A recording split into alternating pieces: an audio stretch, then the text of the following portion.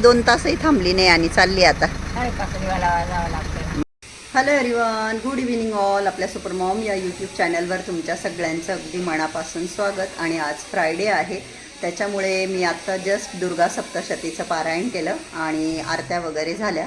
सकाळपासून काही शूट केलं नाही, जसं की यू ऑल नो माझे सासरे आहेत इथे, तर सासू सासरे, तर मग मी काही शूट केलं नाही. आता ते कम्फर्टेबल नाही किंवा मी घेऊ शकत नाही त्यांना सारखं व्हिडिओ, तर तुम्ही समजून घ्या. आणि बस आता स्वयंपाक करायचा आहे. त्यांनी मला सांगितलं पालक पनीर आणि खिचडी करायची आहे.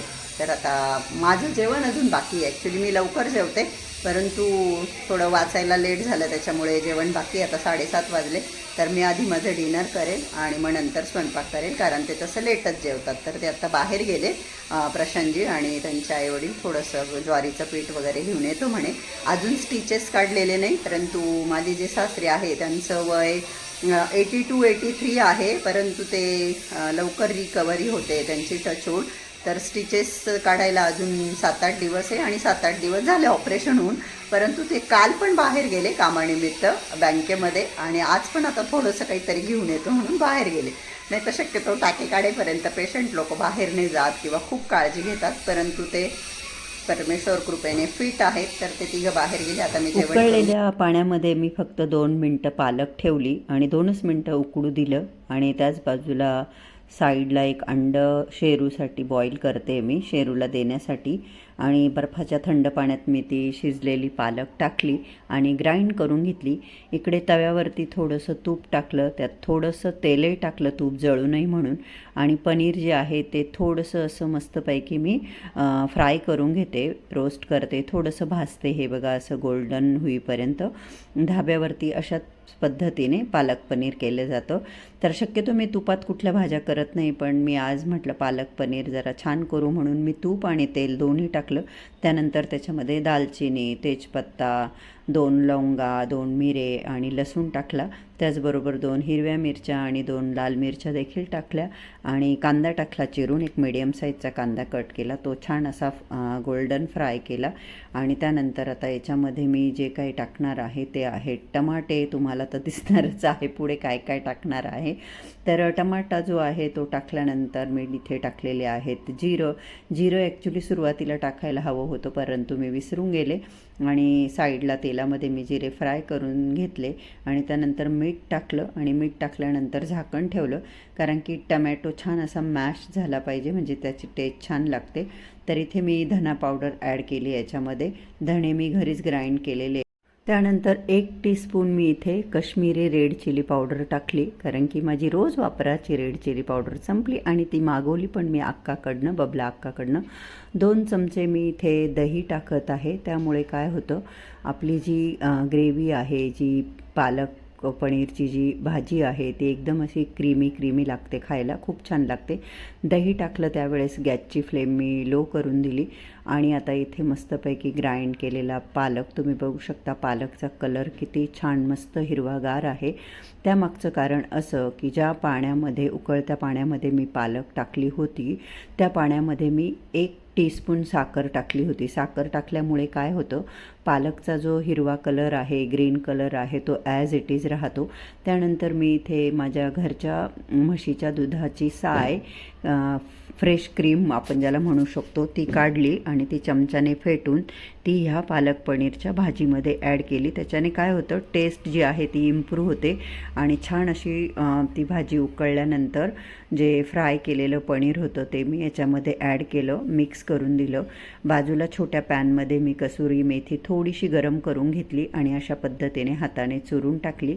आणि या फेजला तुम्ही त्याच्यामध्ये बटर देखील ॲड करू शकता, जर तुम्हाला आवडत असेल तर, अमूल बटर. तर मी काय ॲड केलं नाही, कारण की मी ऑलरेडी तूप बऱ्यापैकी वापर केला. आणि आज आहे सॅटरडे, दुपारचे 12:30 वाजले, आणि आज मला लवकर भूक लागली, तर आता मी जेवायला बसते. देवांची पूजा आत्या करतायत, सासूबाई देवांची पूजा करून घेतात, कारण की मम्मी इतर कामं करते म्हणून. तर त्यांनी छान अशी देवांची पूजा केली. माझा स्वयंपाक वगैरे करून झाला. आणि माझ्या सासऱ्यांना बघण्यासाठी भेटण्यासाठी माझी आई आलेली आहे. प्रशांतजी सिन्नरवरून आले, त्यांच्याबरोबरच आली ती. दादांची तब्येत कशी आहे?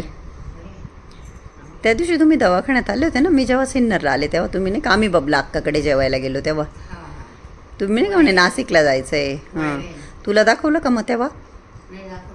नाही, तुला काही त्रास नाही होते का आता? तू चष्मा मी तुला सांगितलं सारखा नको लावत जा म्हणून तू काढला का? आई बरे दिसताय आता डोळे. उन्हाळी पदार्थ करून झाले का सगळे? उन्हाळी पदार्थ करून झाले? हो का? कुरड्या फक्त ज्योतीच्या माहेरून येतात. वडे केले ना, मला करून दिले वडे. बाकी तुम्ही नाही पाहिली, मागे आहे बरणी. नाही दुसरं मागे आहे ना वडे हाताने खुडलेले. हो, आणि पापड तुम्ही कुठलेच नाही करत का? सगळं विकत आणता का? मी सांगते मग कोणाला तरी सांगत होते मी त्या दिवशी, माझी आई जोपर्यंत सुना नव्हते असे मोठे 20-20 किलोचे डब्बे मसाले करायची. सगळं मला, मी किती लग्नानंतर 15 वर्ष मी तर कधीच मसाला केला नाही. निघालेली आहे, मुंगूस दिसला आम्हाला त्या तिथे. आत्ताही लाल गाडी खाली गेलेलं आहे, असं सरळ पळत गेला इकडनं. मुंगूस दिसणं शुभ असतं. अजूनही आहेच ते. बाय बाय मम्मा. आली 2 तासही थांबली नाही आणि चालली आता. बरं बरं ठीक आहे, ये मग परत. Bye bye. आईला मी खूप आग्रह केला की राहा उद्या प्रशांतजी जातील तेव्हा त्यांच्याबरोबर जा, परंतु आई ज्या विठ्ठल मंदिरात पूजा करते ना, विठ्ठल रुक्माईच्या मंदिरात, तर काकडा चालू आहे, तर पहाटे 4लाच आईला जावं लागतं. तर सांगत होती की आज 3:30लाच उठली आणि मग लगेच आंघोळ वगैरे. तिची आंघोळ म्हणजे काय 2 मिनिटाचं, इकडून 2 तांबे इकडून 2 तांबे, झाली आईची आंघोळ. आणि मग 4 ते 6 ती पूजा करते. तर मग ती पूजा करायची तर म्हणून. आणि लकीली प्रशांतजींचंही परत जाणं होतंच होतं. तर मग तिला म्हटलं का तू हे निघाले म्हणून चालली आहे लगेच का, थांब. पण नाही ऐकलं तिने. तर गेली आत्ता आई. 4-4:30 वाजत आले आता. आणि इथून आहे ना मुंगूस गेलं, इथून तिथून आम्हाला दिसलं. मुंगूस दिसणं शुभ असतं ना, तर असं पूर्ण गाड्यांच्या खालून गेलं. आम्ही आईलाही दाखवलं, म्हटलं ते बघते गं मुंगूस बघ. माझ्या मागे जे कबडवर जो काही पसारा दिसतोय किंवा डोरच्या मागे क्लोथ दिसत आहे ते इग्नोर करा.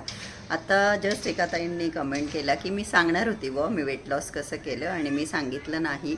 तर ज्या वेळेस माझ्या ऑपरेशन नंतर मी जेव्हा सांगितलं होतं की मी 8-9 किलो वजन कमी केलं, तेव्हा बऱ्याच मैत्रिणींनी मला हा प्रश्न विचारला होता ॲक्च्युली की कसं कमी केलं. कारण की माझं ऑपरेशन झालं होतं, त्याच्यामुळे मी काही वर्कआउट वगैरे तर करू शकत नव्हते, कुठलाही व्यायाम करू शकत नव्हते, किंवा मी कुठला स्ट्रिक्ट डाएट पण फॉलो केला नाही.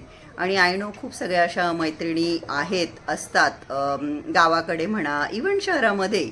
आणि मूळतः बायकांचा स्वभावच असतो की त्या स्वतःला प्रायोरिटी देत नाही की मी प्रोटीन खाल्लं पाहिजे, मला वजन कमी करायचं आहे म्हणून प्रोटीन खाल्लं पाहिजे, किंवा प्रोटीन शरीरासाठी चांगलं असतं म्हणून प्रोटीन खाल्लं पाहिजे. आणि मेन म्हणजे आपला जो व्हेजिटेरियन डाएट आहे, जे लोक नॉनव्हेज नाही खात त्यांच्या डाएटमध्ये तर खूप कमी प्रमाणात प्रोटीन जातं. तसे व्हेजमध्ये ऑप्शन नाही आहे असं नाही आहे, व्हेजमध्ये सुद्धा भरपूर ऑप्शन आहेत ज्याच्यामध्ये प्रोटीन आहेत, जसं की पनीर, टोफू, स्प्राऊट, चणा, छोले, राजमा आणि अशा बऱ्याच वस्तू की व्हेजमध्ये देखील प्रोटीन सोर्स आहेत. नॉनव्हेजवाल्यांना तर चिकन, अंडी, फिश, मटन हे सगळे ऑप्शन असतातच.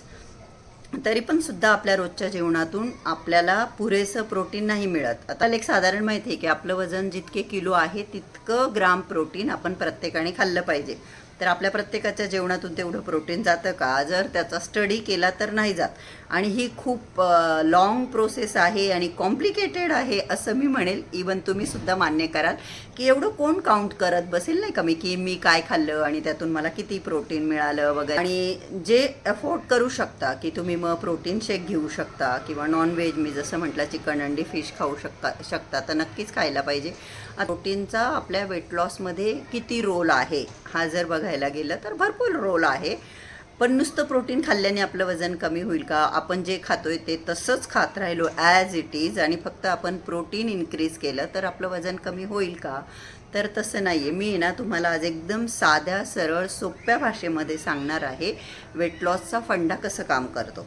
आता माझं शरीर आहे, माझं जे शरीर आहे हे चालवायला याच्या ज्या काही क्रिया नॅचरली ज्या आपण करतो, उठतो झोपतो, भले मी काही अदर ॲक्टिव्हिटी नाही केली तरी मेंटेनन्स कॅलरीज ज्याला म्हटल्या जातात त्या समजा माझ्या एजनुसार 1500 आहेत. आणि मेंटेनन्स कॅलरीज आणि मी जर रोज 1500 कॅलरीज इनटेक केल्या तर माझं जे वेट आहे ते ॲज इट इज राहील, बरोबर. पण मी जर त्याच्याऐवजी 1800 कॅलरीज इनटेक केल्या, माझ्या जेवणातून घेतल्या, तर त्याच्यावरती घेतलेल्या 200-300 कॅलरीज आहे त्या बर्न होणार नाही, मग त्या फॅटच्या रूपात स्टोअर होतील माझ्या बॉडीमध्ये. पण त्याच ठिकाणी जर माझ्या मेंटेनन्स कॅलरीज 1500 आहे आणि मी 1300 कॅलरीज माझ्या फूड इनटेकमधून घेतल्या, माझ्या जेवणातून घेतल्या, 200 कमी घेतल्या, पण शरीराची गरज तर काय आहे 1500 कॅलरीज. मग शरीर त्या 200 ज्या कॅलरीज आहे त्या कुठून घेते? ते ऑलरेडी आपल्या बॉडीमध्ये जे फॅट स्टोअर केलेले आहे, जे फॅटच्या स्वरूपात आपल्या पोटावर, पाठीवर, सगळ्याकडे आपल्या शरीरामध्ये जे फॅट स्टोअर आहे, बॉडी ते फॅट तिथून घेते आणि तिची नीड ती कंप्लीट करते. म्हणजे काय, सोपं जर उदाहरण जाणून घ्यायचं ठरलं ना, तर आपल्या मेंटेनन्स कॅलरीजपेक्षा आपण कमी कॅलरीज घेतल्या तर आपलं वजन कमी होईल. तर मग काय करायचं? उपाशी राहायचं का? गरम पाणी प्यायचं का? फक्त उकडलेल्या भाज्या खाल्ल्याने वजन कमी करायचं का? खूप सगळा व्यायाम करायचा का? खूप पळायला जायचं का? असं खूप सगळ्या गोष्टी माहिती आहे. आणि मग काय होतं, बायकांना किंवा इव्हन पुरुषांनाही असं वाटतं की बापरे, वेट लॉस करणं म्हणजे खूप मोठं काहीतरी आहे आणि ते आपण करू शकत नाही. तर तसं बिलकुल नाही आहे. आपण फक्त काही गोष्टी जर लक्षात घेतल्या ना, की मला कॅलरी डेफिशिएट म्हणजे काय, की जेवढ्या लागतं आपल्या शरीराला त्याच्यापेक्षा आपण थोड्याशा कमी घ्यायच्या.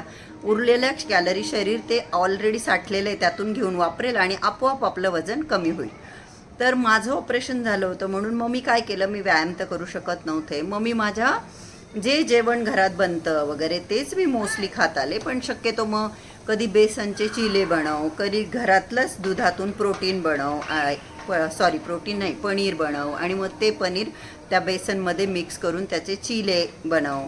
आणि 7च्या आत माझं डिनर डेली होऊन जातं. मी 7च्या आत माझं डिनर संपवतेच. कधी बाय चान्स काही देवाचं करण्यामध्ये वगैरे अर्धा तास इकडे तिकडे झाला तर झाला, परंतु 7 नंतर मी डिनर करत नाही. 7च्या आतच शक्यतो जेवतो. कारण ते काय म्हणतो, आपण काय म्हणतो, सूर्य मावळल्यानंतर आपल्या शरीरामध्ये जी जठराग्नी असते, जी आपण खाल्लेलं अन्न पचवायचं काम करते, ती दिवस जसं संपतो तशी ती स्लो डाऊन होते आणि मग ते अन्न पचत नाही. म्हणून आपण शक्यतो सूर्यास्ताच्या आधी डिनर केलं पाहिजे असं म्हटलं जातं. तर मी असंच कमी केलं आणि मी ब्रेकफास्ट कम्प्लिटली बंद केला आहे. आणि मला भूक लागत नाही असं बिलकुल नाही की मला खूप भूक लागते तरी पण मी कंट्रोल करते, असं बिलकुल नाही. माझं शरीर मला साथ देतं ह्या सगळ्या गोष्टींमध्ये. कारण की माझ्या खूप सगळ्या अशा मैत्रिणी आहे किंवा इवन मी स्वतःच एक असा पिरियड होता की मला उठल्याबरोबर काहीतरी खायला लागायचं. आता तसं नाही आहे. आता मी आरामशीर 12 वाजेपर्यंत तर मला काहीच वाटत नाही. 12-12:30 नंतर मी माझं फर्स्ट मील घेते आणि मी दिवसातनं 2च मील घेते, लंच आणि डिनर. मी इव्हिनिंग स्नॅक्स किंवा ब्रेकफास्ट हे प्रकार मी घेत नाही. हो, माझ्या घरात जेव्हा चहा बनतो तेव्हा मात्र मला कंट्रोल होत नाही. आता सध्या चहा बनतोय तर मी रोज चहा पिते. इव्हन आजच माझी आई आली होती तर मी आईला विचारलं तर आईचं म्हणणं, हो थोडंसं वजन माझं, आई 1 महिन्यापूर्वी आली होती तर आईचं म्हणणं आज थोडंसं वाढलेलं आहे. चला, मला फोन येतोय कुकचा, एकदा मी तो फोन घेते. तुम्ही जर माझे रेग्युलर व्हिडिओ बघत असाल तर तुम्हाला माहिती आहे, जेव्हा काही फंक्शन असतं, काही पार्टी असते, लग्न वगैरे, तर अशा ठिकाणी गेल्यानंतर मी काही डाएट वगैरे करत नाही. मला जे खायचं आहे ते मी खाऊन घेते. इव्हन 8-10 दिवसापूर्वी मी 3 दिवस ठाण्याला होते, मी किती फूड एन्जॉय केलं. तर जेव्हा असे चान्स येतात तेव्हा मी काही कंट्रोल वगैरे करत नाही, एवढं hard and fast me follow करत नाही. फक्त रोजचं आपलं जे डेलीचं रुटीन आहे ना, त्याच्यामध्ये मात्र मी कंट्रोल करते. की शक्यतो जसं मी म्हटलं, रोज चहा न पिणं, गोड काही असलं तर ते न खाणं, किंवा मग भजीसुद्धा मी फक्त सणाला तळते. आमच्याकडे भज्यांचाही विशेष कुणाला काही शौक नाही. ते सगळं मी थोडं अवॉइड करते. आणि 12च्या नंतर मी 12 ते 1च्या दरम्यान माझं फर्स्ट मील घेते आणि 6 ते 7च्या दरम्यान माझं डिनर करते.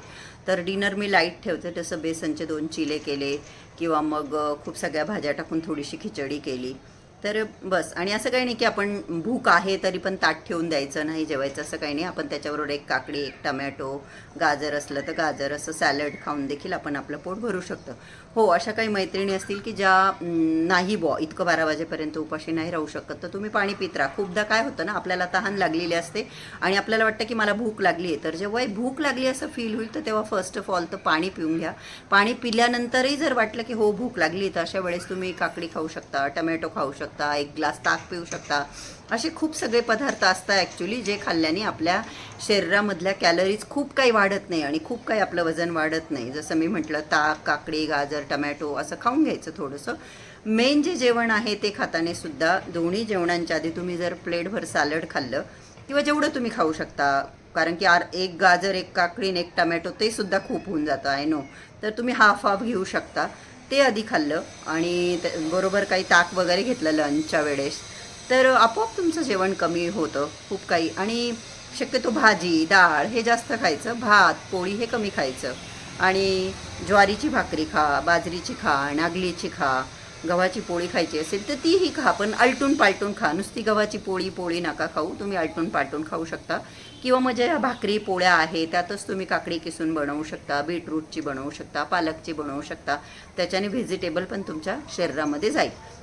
भाज्या बनवताना तेल तूप कमी वापरा. जसं मी म्हटलं, डाळ भाजी भरपूर खा, भात पोळी कमी खा. एकदम असं गच्च पोट भरेपर्यंत नाही जेवायचं. 80% जेवायचं, 20% पचायला थोडी जागा ठेवायची.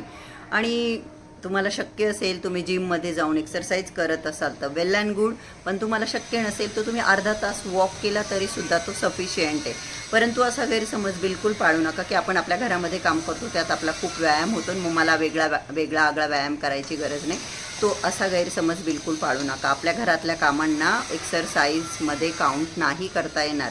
एक्सरसाइज ती एक्सरसाइज असते. तुम्ही जिममध्ये जाऊन करू शकता, तुम्ही पलाटेज करू शकता, तुम्ही वॉक करू शकता, तुम्ही योगा प्राणायाम करू शकता. काहीतरी आपण ॲक्टिव्हिटी केली पाहिजे. मी प्राणायाम करते. प्राणायाममध्ये मी ओंकार उच्चारण, अनुलोम विलोम करते, भ्रामरी करते आणि थोडेसे स्ट्रेचेस करते. मी ते एका व्हिडिओत दाखवलं पण आहे. बाकी तर काय मी व्यायाम करू शकत नाही. असंच मी 7-8 किलो वजन कमी केलेलं आहे. तर तेच आहे की तुम्ही किती खाता, कसं खाता, कधी खाता, हे 3K जे आहे ना ते खूप इम्पॉर्टंट आहे. किती, कसं, कधी ते फार मॅटर करतं. तर आपल्या जेवणाचा एक फिक्स टाईम असला पाहिजे. लंच डिनर 12 ते 1च्या मध्ये लंच होतं, 6 ते 7च्या मध्ये डिनर होतं. किती खायचं तर 80% आपलं पोट भरलं पाहिजे, 20% रिकामं. कसं खायचं तर कमी तेल, कार्ब्स कमी शक्यतो, परंतु उपाशी राहायचं असं बिलकुल नाही. तर या छोट्या छोट्या गोष्टींचं जरी आपण पालन केलं ना तर नक्कीच आपलं वजन कमी व्हायला हेल्प होते. मी अशाच पद्धतीने केलं. मी बिलकुल उपाशी वगैरे काही राहिली नाही. तर मला मागेही कमेंट आले होते आणि ते मी आज तुमच्याबरोबर शेअर केले. तर माझा लूक मात्र इग्नोर करा, कारण आता संध्याकाळची वेळ झाली आहे. मी काही केलेलं नाही. सकाळी आंघोळ केली तेव्हा स्किन केअर केलं आणि तसंच आता मी कॅमेऱ्यासमोर बसून गेली. तर आय होप की तुम्हाला नक्कीच याच्याने हेल्प होईल. तुमचे अजूनही काही डाऊट असतील तुम्ही मला कमेंट करून विचारू शकता. आजचा हा व्हिडिओ बघितल्याबद्दल तुम्हा सगळ्यांचे मनापासून खूप खूप धन्यवाद. Thank you so much. Love you all. Bye bye. Take care.